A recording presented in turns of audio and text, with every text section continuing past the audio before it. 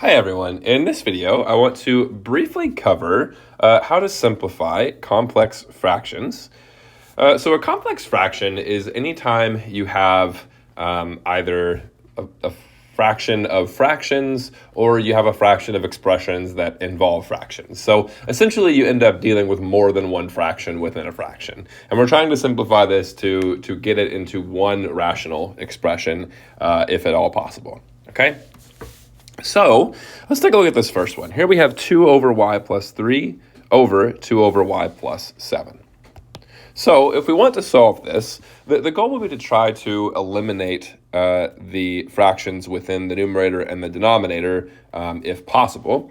And so one way we're able to do that is we'll notice that if we multiply this whole expression by y over y, first of all, we haven't changed anything because if you multiply by y over y, that's just 1, right? So we're just multiplying this by 1, and therefore nothing really changes. So we're able to do this.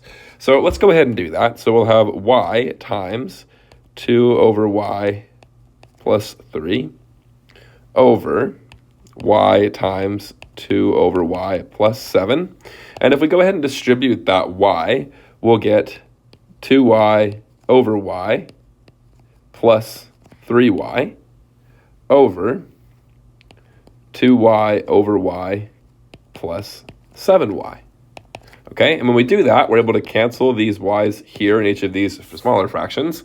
So we have 2 times 1, which is 2, plus 3y, and then once again, same thing in the denominator, 2 plus 7y. And that's actually as much as we're going to be able to simplify this fraction. Okay, so the goal is to try to find something we can multiply the numerator and the denominator by to clear everything out. That's kind of the goal here. Okay, how about this one? Here we have 1 over y plus 2 over 1 over y minus 5.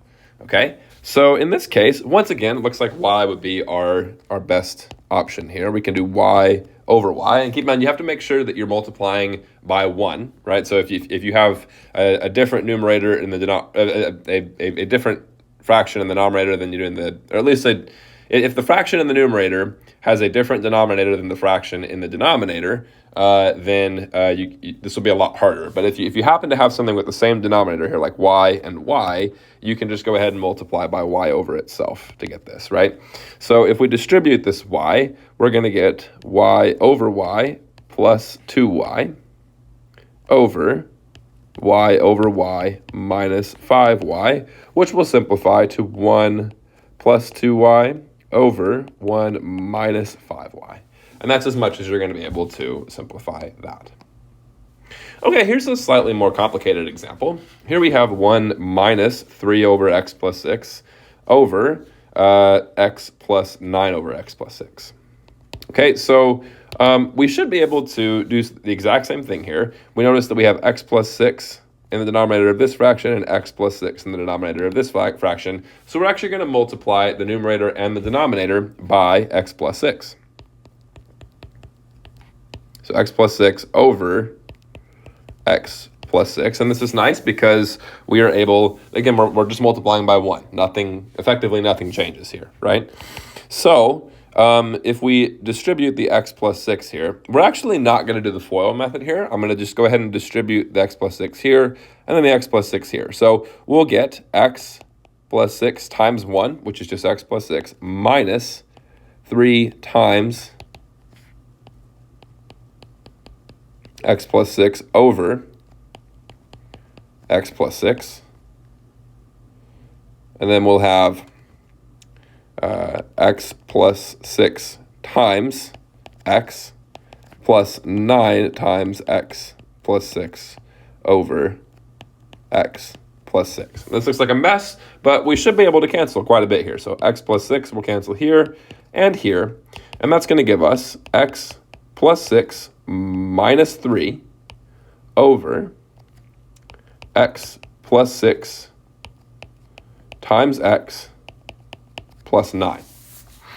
And we could simplify this to x plus 3 after we combine like terms in the numerator. And if we distribute this x here in the denominator to the 6 and to the x, we'll get x squared plus 6x, and then we have the plus 9. Okay, but we can factor the denominator here. Okay, and if we factor the denominator, we will end up with x plus 3 in the numerator.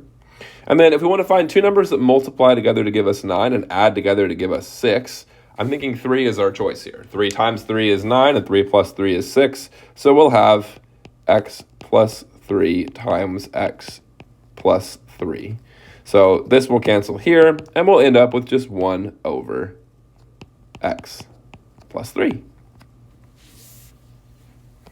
Okay, let's try this one. Here we have x minus 18 over x plus 7 over 1 plus 2 over x plus 7. So here we can go ahead and multiply both the numerator and the denominator by x plus 7. Okay, and if we do that, and we remember we're not foiling here, we're going to just distribute this x plus 7 to each of these. We'll have x times x plus 7 minus 18 times x plus 7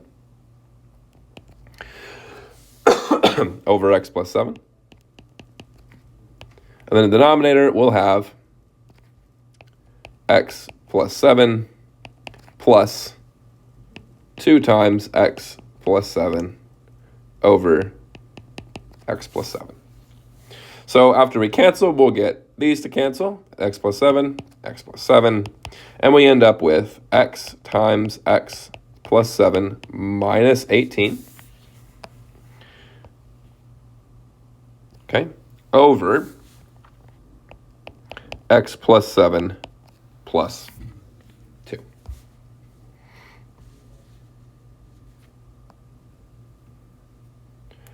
Okay, so in the numerator, we'll have x squared plus 7x minus 18.